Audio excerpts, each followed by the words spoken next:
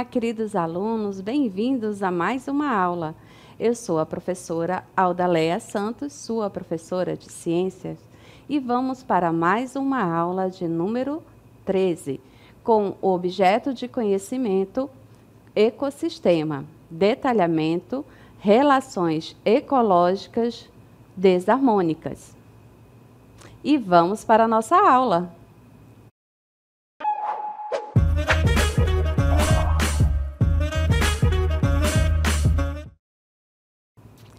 Olá, queridos alunos, bem-vindos a mais uma aula.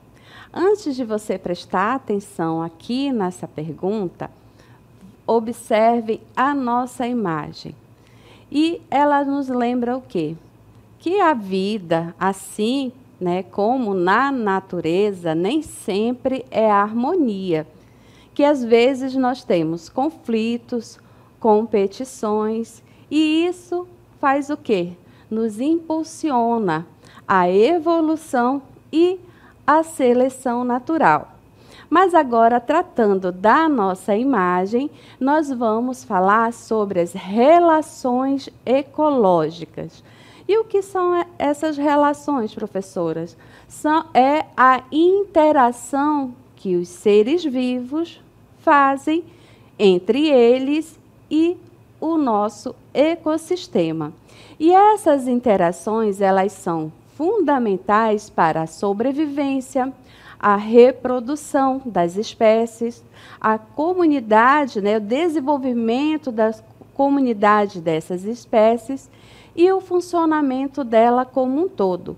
Então, essas relações, essas interações, nessas relações ecológicas, elas são classificadas de dois tipos. As do tipo harmônicas, onde não há ali prejuízo para nenhuma das espécies que participam, e para aquelas já denominadas desarmônicas, que aí vem a nossa pergunta e diz: os animais causam prejuízos entre si? E aí sim, a resposta é sim, através do quê? Das relações ecológicas desarmônicas, onde uma das espécies vai ser prejudicada. Como nós observamos aqui na imagem, quem você acha que é a espécie prejudicada? A onça ou a capivara? A capivara vai ser o quê? Uma presa. De quem? Da onça. Então, por isso, é o nosso primeiro exemplo das nossas relações desarmônicas. Mas vamos observar mais aí sobre essas relações ecológicas desarmônicas. Nós temos aqui na imagem uma cobra, uma jiboia comendo aí uma presa, certo? Nós temos aqui uma erva de passarinho, que é uma praga que dá aqui em cima das árvores. Nós temos aqui o exemplo da saúva carregando uma folha. E nós temos aqui o exemplo do piolho na cabeça. E essas imagens estão aqui por quê? Para demonstrar o quanto essas relações ecológicas desarmônicas elas são importantes, porque elas apresentam a complexidade das interações entre os seres vivos, mantêm o equilíbrio ecológico e pode impactar na saúde do ser humano, como nós observamos aqui com o exemplo do piolho na cabeça. Se você é criança e chegou aqui até os 13, 12 anos sem piolho na cabeça, você não está vivendo direito a sua infância, Porque toda criança tem que ter aquele momento de ter o piolho na cabeça.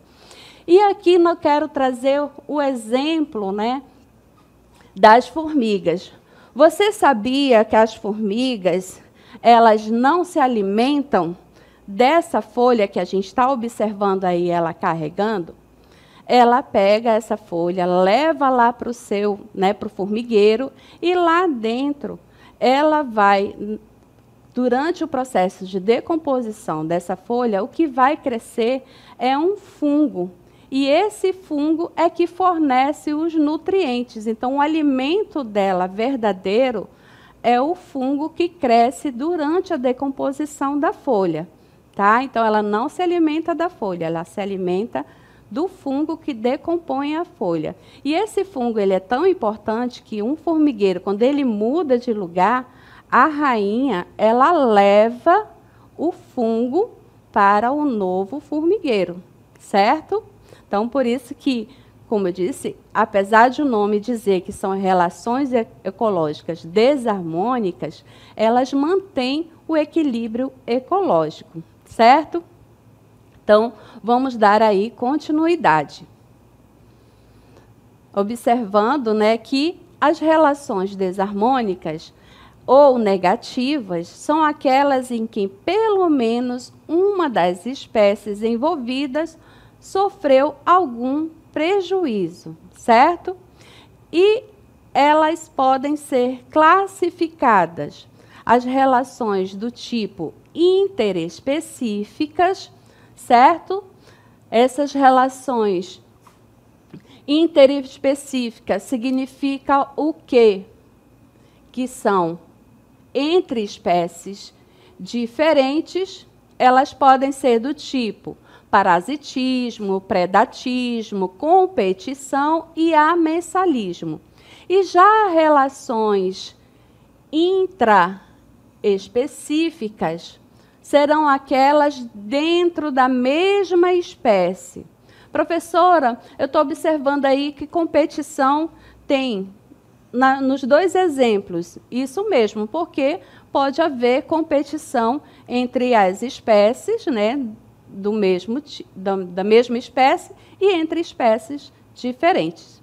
Então, vamos observar o nosso primeiro exemplo, o parasitismo, que vem ser uma relação ecológica interespecífica, né? Ou seja, entre as duas espécies, na qual uma delas vai ser chamada de quê? De parasita, certo? E que vai fazer o quê? Se beneficiar da outra, né? E a outra vai ser chamada de hospedeiro, que dentro dessa relação vai ser o quê? A parte prejudicada, certo? E agora nós temos aqui um exemplo desses parasitas. Os parasitas, eles são classificados em endoparasitas, ou parasitas internos, que vivem dentro do corpo do hospedeiro, como lombrigas, tênias, que são o quê? Plateumintos, são vermes. E micro-organismos, como da doença de Chaga, da leishmaniose e malária. Todos esses três, nós estamos observando aqui, ó. Nós estamos observando aqui, né, perdão, o exemplo do quê? De um protozoário, Trypanosoma cruzi. Esse protozoário é o que causa a doença de Chagas, certo? Então, ele é um endoparasita, fica dentro do corpo do hospedeiro. E já o ectoparasita, então nós vamos observar aqui, né? O ectoparasita quer dizer o quê? Que é um parasita externo que vai viver fora do corpo do hospedeiro. E aqui nós temos nesta imagem, observem aqui. E aí, vocês estão achando essa imagem bonita? Não assusta um pouco? Esses são os ácaros, certo? E você acha aí por essa imagem aonde a gente encontra esses ácaros? Ele dorme com você toda noite. Nossa, professora, sério? Sim, os ácaros eles são encontrados nos nossos colchões, nos nossos travesseiros, em carpetes, cortinas, porque eles se alimentam olha só, da nossa pele. A nossa pele, ela se renova. Então, a nossa pele, ela solta fragmentos e o ácaro vai lá se alimentar dessa matéria, né, dessa pele morta. E também, quando você resolve comer lá na sua cama, que cai o restinho de alimento, esse resto de alimento também alimenta os ácaros, certo? Então, por isso que sempre tem aquela recomendação de trocar o travesseiro, de lavar o travesseiro. Se você é alérgico, você tem ali as rinites, né? Rinite, sinusite, você tem alergia a algum tipo de ácaro, certo? Que vai ali lhe causar esse incômodo no nariz. Então, um exemplo aí do nosso parasita. E você acha que os parasitas só acontecem aqui no nosso meio, né?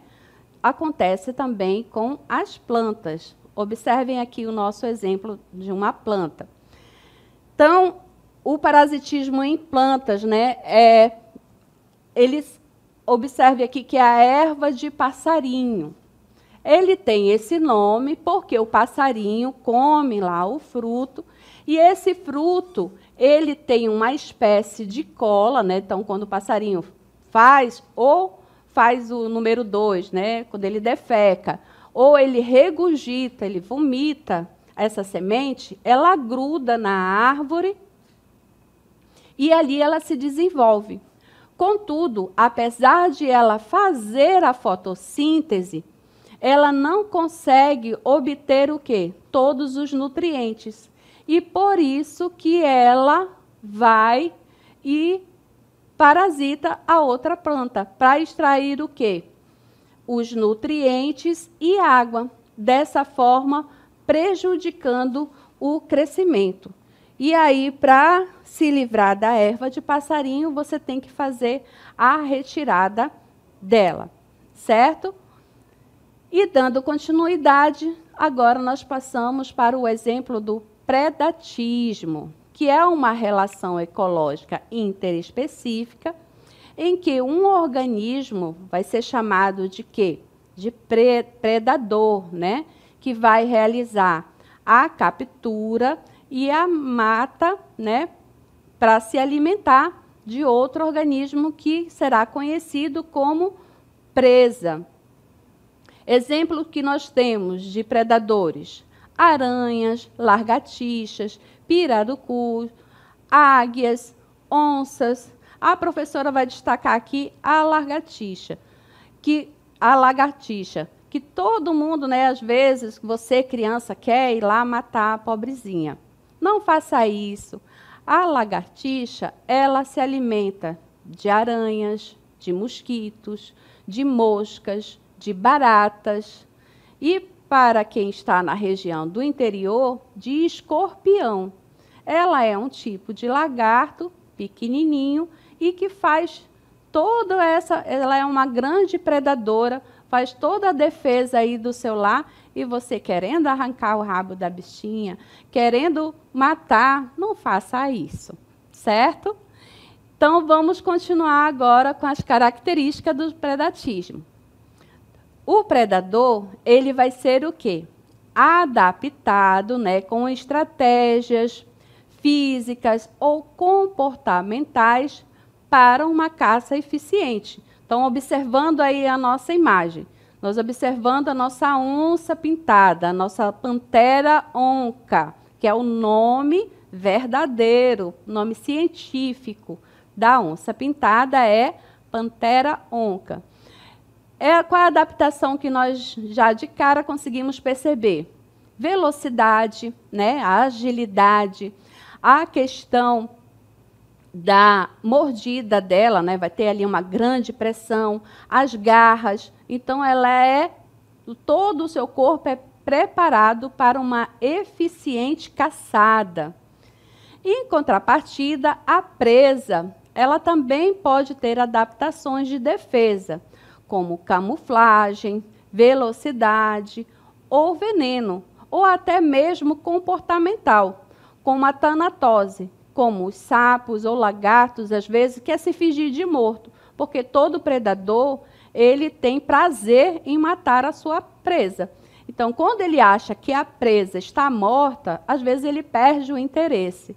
Então, alguns organismos fazem isso, se fingem de morto. Esse fingimento é tão verdadeiro que até o batimento cardíaco quase diminui tanto que dá a impressão de que realmente está morto. Então, aí um exemplo, né, de como a presa busca se defender do seu predador. E essa relação entre presa e predador, ela é importante também para o quê? Para o controle populacional, né? Desempenhando um impacto na quantidade e distribuição das espécies na comunidade, porque não pode, dentro da relação, dentro de um ecossistema, nenhuma espécie deve se sobrepor à outra. Então, por isso que sempre essa relação predador e presa faz ali o controle populacional. Passando agora para o exemplo da competição, que é uma relação ecológica entre os organismos que buscam utilizar os mesmos recursos limitados em um ambiente. Nós vamos ter também dois tipos de competição. A competição intraespecífica, que mostra ali a disputa entre indivíduos da mesma espécie por território, parceiros de acasalamento, alimentos e outros recursos específicos. E aqui nós temos o exemplo, né, de uma competição intraespecífica ali demonstrado pelos vegetais, pelas plantas, né? As plantas, elas estão ali competindo, ó, por luz, por nutriente, por água, certo? Então, essa entre os indivíduos da mesma espécie. E parceiros de acasalamento, sempre ali os machos, né, fazem essa disputa para se sobrepor dentro da espécie e ali ter as fêmeas para fazer a reprodução.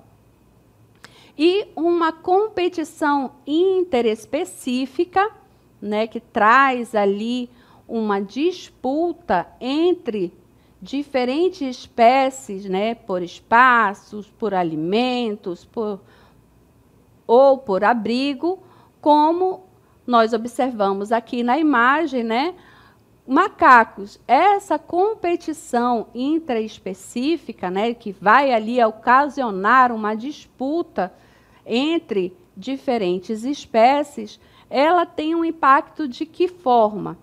Às vezes, até fazendo com que as duas populações no exemplo que a gente está observando aqui, de primata, né, diminua, ou que uma dessas espécies se desloque daquele ambiente, né, abrindo mão daqueles recursos ali, porque está em menor número, está acuado, então ele se desloca para a procura de um novo espaço para poder ali ter a sua subsistência, né? Ter o seu alimento, ter o seu abrigo, para poder fazer a sua reprodução. Então, essa competição interespecífica entre espécies, ela tem um impacto aí também dentro da questão do controle populacional, certo? E nós temos agora, né, o exemplo do amensalismo. O amensalismo é uma relação ecológica interespecífica. Quando uma espécie libera uma substância tóxica, né, que vai fazer o quê? Vai inibir ou prejudicar o crescimento de outra espécie, certo? Sem que haja qualquer efeito benéfico para a espécie que produz a substância. Por isso que o nome é amensalismo, certo? Então, essa relação a gente vai focar o quê? Vai guardar que informação? Então, nós temos aqui no exemplo, né, o fungo Penicillium e bactérias em placa de Petri.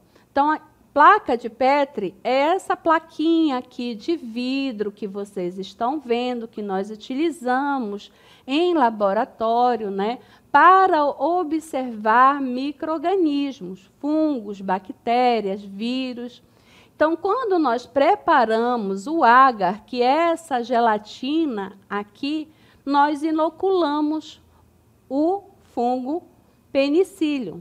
Por quê? Porque ele faz o controle das bactérias, certo? Ele impede que as bactérias continuem ali o seu processo de reprodução. E como que eu observo isso, professora? Observem aqui na imagem, vocês estão vendo essa borda branca?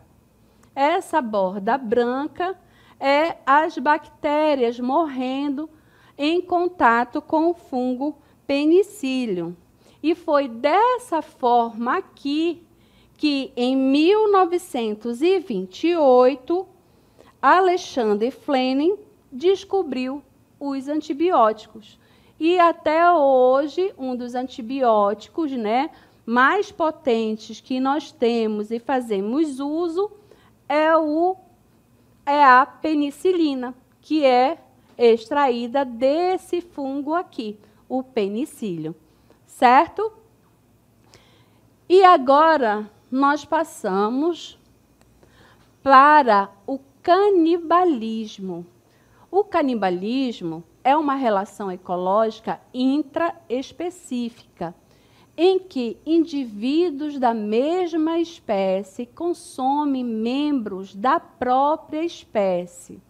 Então, aqui nós temos dois exemplos clássicos do canibalismo, né, em ecossistemas. Nós temos a viúva negra, que é um tipo de aranha, né, e o louva-a-Deus. Então, aqui nós observamos, né, a fêmea do louva-a-Deus fazendo ali a sua refeição, comendo, né, a cabeça do macho. E por que que ela faz isso, professora? Porque ela precisa de uma reserva de proteína. Tanto aqui no exemplo do louva-a-Deus quanto da aranha, ela vai precisar dessa reserva de proteína para a maturação dos seus ovos. E a proteína que está ali, né, fácil, acessível para ela, qual é? O macho que estava fazendo a cópula. Mas ela pode se alimentar dele até durante a cópula, certo? Então, ela faz essa refeição, né, do seu parceiro para garantir ali a proteína para a maturação dos seus ovos. E o louva-a-Deus tem mais uma característica, que é o quê? A fêmea, ela possui uma bolsa, onde ela faz ali um estoque, né, de sêmen dos machos, de esperma dos machos. Então, ela copula com 4 machos, com 4 a 5 machos. E ali ela vai escolher apenas um que vai gerar os ovos, mas, contudo, ela comeu todos os outros. Então, os machos morreram em vão, porque nem os seus ovos vão ser utilizados por ela para gerar descendentes, certo? Mas isso, o canibalismo, ele não é uma relação, né, uma forma comum entre espécies. São poucas as espécies que praticam o canibalismo dentro do reino animal, certo? E agora nós vamos fazer uma grande revisão de fechamento para nossas relações ecológicas desamônicas. Então, vamos lá. Nós vimos, né, o parasitismo, onde um organismo que vai ser um parasita, ele vai se beneficiar enquanto prejudica o outro. Contudo, esse parasita, ele não tende a matar seu hospedeiro, porque ele precisa desse hospedeiro, né? Então, ele vai ali tirar os nutrientes para fazer o seu ciclo de vida sem matar o hospedeiro. Contudo, se a infestação, né, for muito grande, aí causa prejuízos, né, para aquele hospedeiro. E aí nós temos como exemplo carrapatos, né, em mamíferos, pulgas nos animais de estimação. Nós vimos lá piolho, né, nos seres humanos. Nós vimos também a erva de passarinho, né, que é um parasita de plantas, para mostrar que não ocorre só com os seres vivos, ocorre também com as plantas. Passamos pelo predatismo, onde um organismo vai ser o predador que irá, né, se alimentar de outro, que será a presa. E esse predador, ele vai estar o quê? Ele vai desenvolver aptidão para ser um predador, né? Ele vai ter ali velocidade, ele vai ter força, uma visão diferenciada. E as presas também buscam, né, formas de tentar se salvar do seu predador, através da camuflagem, através, né, de um processo biológico. A professora deu exemplo, a tanatose, que é se fingir de morto, para evitar o quê? A morte da presa. Então, um exemplo, leões caçando gazelas, né, na savana, ou as onças caçando as capivaras, como a professora mostrou lá no início da nossa aula. E nós temos a competição. A competição é quando 2 ou mais organismos disputam os mesmos recursos limitados, como alimentos, água e espaço. E essa competição, ela pode ser entre indivíduos da mesma espécie, né, intraespecífica e interespecífica, quando é entre espécies diferentes. Contudo, a competição é algo benéfico, porque ela leva ao quê? A evolução, certo? O indivíduo ele vai se adaptar melhor. Então, a competição ela leva a uma seleção natural e à evolução. E o amensalismo vai ser o quê? Uma espécie é prejudicada enquanto a outra, né, não é afetada. Um exemplo, uma planta que libera substâncias químicas, né, tóxicas, que inibe ali o crescimento de outras plantas nas proximidades. Então, as plantas, elas desenvolvem ali para sobreviver, né, dentro da sua competição que ela existe, ela desenvolve também ali formas, né, de sobressair, porque as plantas elas não têm, como a gente comentou lá a respeito dos macacos, né? Ah, não tem um alimento aqui, tem um outro que é maior, que me bate, eu vou sair. E as plantas não têm esse recurso de se deslocar. Então, ela precisa ali lutar pela água, pelo sol, pela radiação, que para ter o quê? Os seus nutrientes. Então, por isso que ela produz substâncias para que em volta dela não cresçam mais nenhum outro tipo de vegetação, a não ser ela, para que ela tenha ali a sua fonte de nutrientes. E nós passamos agora para o canibalismo, onde um organismo se alimenta, né, de indivíduos da mesma espécie.